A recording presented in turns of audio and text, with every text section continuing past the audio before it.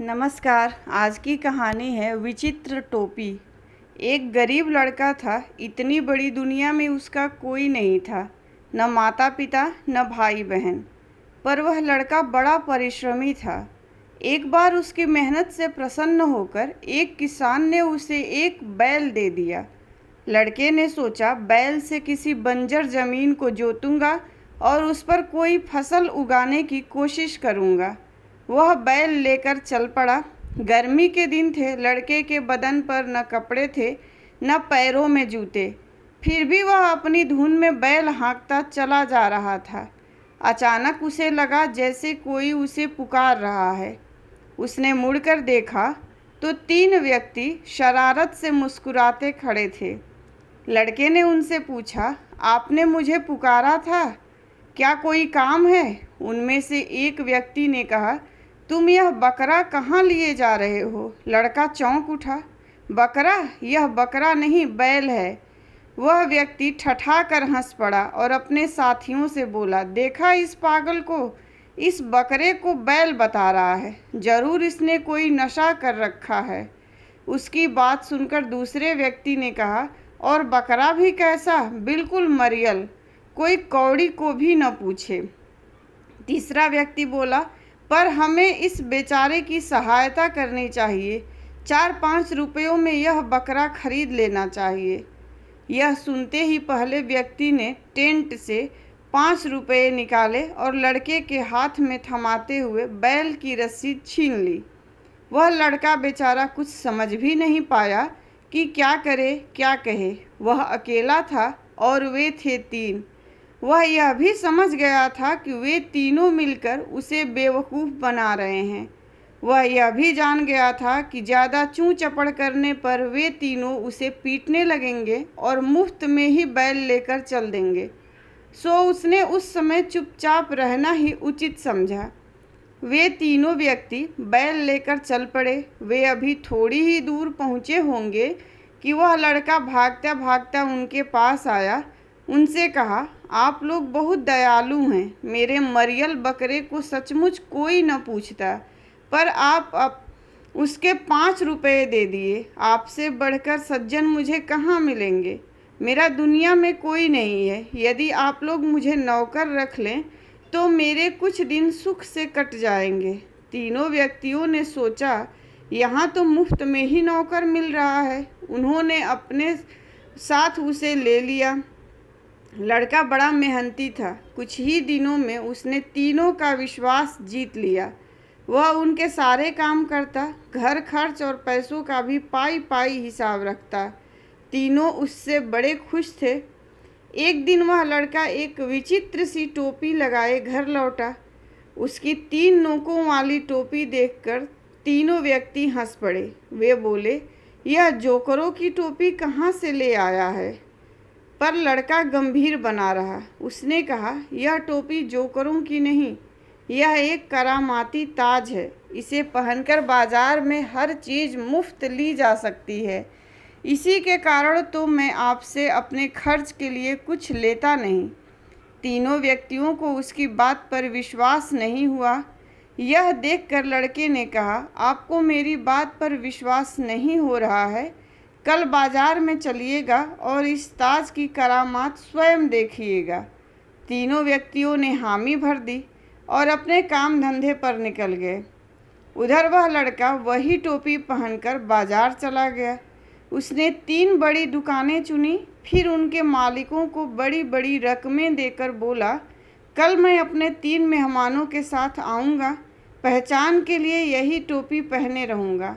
वे जो खाएं पिए, जो मांगे देना, पर 1 पैसा भी नहीं मांगना। यह पेशगी रकम लो, बाद में मैं हिसाब कर लूँगा। दुकानदारों को इसमें क्या आपत्ति होती? लड़के का भी इसमें कोई नुकसान नहीं था। उसने वह रकम उन तीनों व्यक्तियों की एक गुप्त गुल्लक से निकाल कर दी थी। दूसरे दिन सुबह वह तीनों व्यक्तियों को लेकर बाजार में पहुंचा। तब तक बाजार में उसके पेशगी रकम देने की बात फैल चुकी थी। सबने उसे कोई सिरफिरा रईस समझ लिया था। इसलिए जिस दुकान के सामने से वह निकल जाता, उसका मालिक सिर झुकाकर अदब से खड़ा हो जाता। सारे बाजार का चक्कर लगाने के बाद वह लड़का उन्हें एक बड़ी दुकान में ले गया। यहाँ खाने पीने की बड़ी स्वादिष्ट चीज़ें रखी थीं। चारों ने छक कर भोजन किया। भोजन करने के बाद लड़का उठा, उसके साथ तीनों व्यक्ति भी उठ खड़े हुए। जब वे बाहर जाने लगे तो दुकान का मालिक हाथ जोड़कर उठ खड़ा हुआ। वह बोला, फिर कभी ज़रूर पधारिएगा, दुकान आपकी ही है। लड़का मुस्कुरा कर रह गया। दुकान के आईने में उसने अपने विचित्र टोपी कुछ ठीक की और फिर दुकान के बाहर हो गया। तीनों व्यक्तियों की तो आंखें फटी रह गईं। उन्होंने सपने में भी टोपी के चमत्कारी होने की बात नहीं सोची थी। वे अभी सोच विचार में डूबे ही थे कि लड़के ने कहा, आइए अब और कहीं चले। तीनों व्यक्ति चुपचाप उसके पीछे हो लिए। वह लड़का दिन भर उन्हें बाजार में घुमाता रहा। दोपहर में वह उन्हें एक और होटल में खाना खिलाने ले गया। शाम को भी उसने उनकी इसी तरह खातिरदारी की। तीनों व्यक्तियों को तो जैसे सब कुछ सपना सा लग रहा था। जहाँ भी वह लड़का टोपी पहने जाता वहीं उसकी बड़ी आवभगत होती। रात को वे घर लौटने लगे। राह में उन तीनों व्यक्तियों ने वह चमत्कारी टोपी खरीदने का निश्चय किया और घर पहुँचते ही वह उस लड़के से टोपी खरीदने की बात चलाने लगे। लड़के ने टोपी बेचने से इनकार कर दिया। वह बोला, मेरे पास यही तो एक पैतृक संपत्ति है, मैं इसे किसी भी कीमत पर नहीं बेचूंगा। उधर तीनों व्यक्तियों ने किसी भी तरह टोपी हथियाने का निर्णय कर लिया था। उन्होंने हाथ जोड़कर उसकी चिरौरी की। अपना सब कुछ देकर भी टोपी खरीदने की उतावली दिखाई तो लड़के ने कहा, आप लोग मुझे इतना लज्जित न करें, मैं आपको यह टोपी दे दूंगा। उसी रात तीनों व्यक्तियों ने अपनी सारी संपत्ति लड़के को थमाकर उससे टोपी ले ली। लड़का उनका सारा माल असबाब अपने उसी बैल पर लाद कर चल पड़ा और रातों रात बहुत दूर निकल गया। सुबह हुई और तीनों व्यक्ति टोपी की बदौलत बाजार का बाजार खरीदने के लिए चल पड़े। बाजार पहुंचने पर वे पहले उसी दुकान पर गए जहां एक दिन पहले उस लड़के ने उन्हें छक कर भोजन कराया था। टोपी के कारण दुकान का मालिक उन्हें फौरन पहचान गया। उसने उठकर उनकी आवभगत की और स्वयं खाने पीने की चीज़ें ला कर उनके सामने रखता गया। तीनों व्यक्तियों ने सोचा टोपी अपना कमाल दिखा रही है। उन्होंने खूब छक कर खाना खाया, फिर डकार लेते हुए उठ खड़े हुए।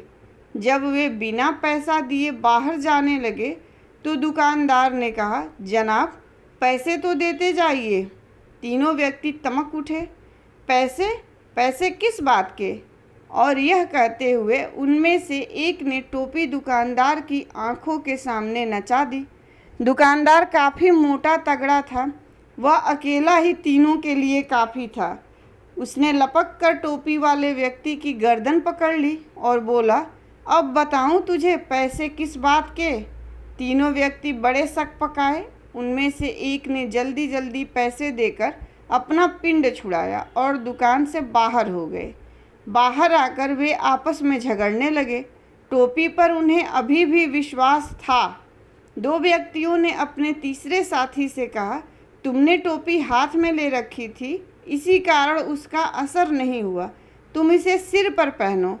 तीसरे व्यक्ति को इस बात में सच्चाई लगी। उसने टोपी सिर पर रख ली। उसे बड़ी शर्म मालूम पड़ रही थी, पर क्या करता। अब वे तीनों फिर एक दुकान में गए। वहाँ भी उन्होंने मनचाही चीज़ें खरीदी। जब वे उनकी गठरी बांधकर चलने लगे तो दुकानदार ने उनसे चीज़ों के दाम मांगे। तीनों व्यक्तियों को कुछ सूझ न पड़ा। घबराहट में टोपी पहना व्यक्ति दुकानदार के सामने आकर अपना सिर हिलाने लगा ताकि दुकानदार टोपी से प्रभावित हो जाए, पर इसका उल्टा असर हुआ। दुकानदार ने उसे जो थप्पड़ मारा तो टोपी उड़कर भट्टी में जा गिरी और क्षण भर में जलकर राख हो गई।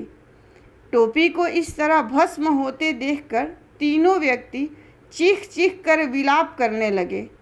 अब तो उस दुकान के सामने भीड़ इकट्ठी हो गई। जब तीनों व्यक्तियों ने रोते रोते करामाती टोपी के गुण बतलाए तो लोगों का हंसते हंसते बुरा हाल हो गया। दुकानदारों ने उन्हें असली बात बतलाई। अब तो उन तीनों व्यक्तियों के होश फाख्ता हो गए। वे समझ गए कि उस लड़के ने उन्हें बेवकूफ़ बनाकर अपना बदला ले लिया है। उस दिन से उन्होंने किसी को धोखा न देने की कसम खा ली। धन्यवाद। कहानी पसंद आई हो तो लाइक कीजिए, शेयर कीजिए और प्लीज़ मेरे चैनल को सब्सक्राइब कीजिए।